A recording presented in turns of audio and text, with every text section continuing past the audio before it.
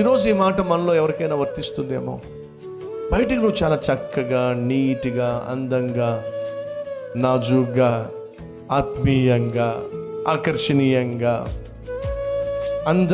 అందరితో కలివిడిగా కనిపిస్తావేమో, కానీ లోపల హృదయం మాత్రం సరైనది కాదు. బయటికి పరిశుద్ధంగా కనిపిస్తావేమో, బయటికి ఆత్మీయుడిగా కనిపిస్తావేమో, కానీ వాస్తవంగా లోపల మాత్రం నీ హృదయం సరైనది కాదేమో. దయచేసి గమనించు. నువ్వు చేతిలో బైబిల్ పట్టుకొని ఎంతో చక్కగా మందిరానికి వచ్చి కలిసిన ప్రతి ఒక్కరిని షలోమ్ బ్రదర్, షలోమ్ సిస్టర్ అని పలకరిస్తూ ఉన్నప్పుడు నిన్ను చూసి నీ చుట్టూ ఉన్న వాళ్ళని పక్కన కూర్చుని ఎంత ఆత్మీయురాలో, ఎంత ఆత్మీయుడో అని వాళ్ళు అనొచ్చు. కానీ వ్యక్తిగతంగా నీ హృదయంలో ఉన్నటువంటి పాపం ఏమిటో వాళ్ళకి తెలియపోవచ్చు, కానీ దేవుడు చూస్తున్నాడు. ఈ నటించే వాళ్ళంటే దేవుడికి అసలు గిట్టదండి.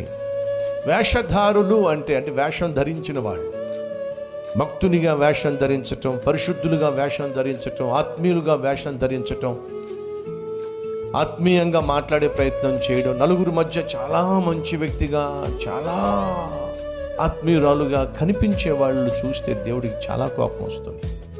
ఎందుక నటన, పనికి మాలిన నటన అని దేవుడు ఖచ్చితంగా వారిని మొట్టిగా వేస్తాడు. అక్కడ వచ్చినటువంటి ఆ కుమారుణ్ణి చూసి, ఎలియాబుని చూసి ఖచ్చితంగా ఇతడే అని చెప్పి పాపం సమయాలు ఊగిపోతా ఉంటాడు. ఆగాడు, అతడు కాదు.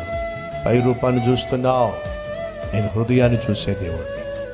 సహోదరుడా, సహోదరి, దేవుడు ఎవరిని దీవిస్తాడు? అందంగా ఉన్నవారిన, ఎత్తైన వారిన, రూపురేఖలు బాగున్న వారిన, చదువు సంధ్యలు ఎక్కువగా ఉన్నవారిన, పదవి పరపతి గలవారిన?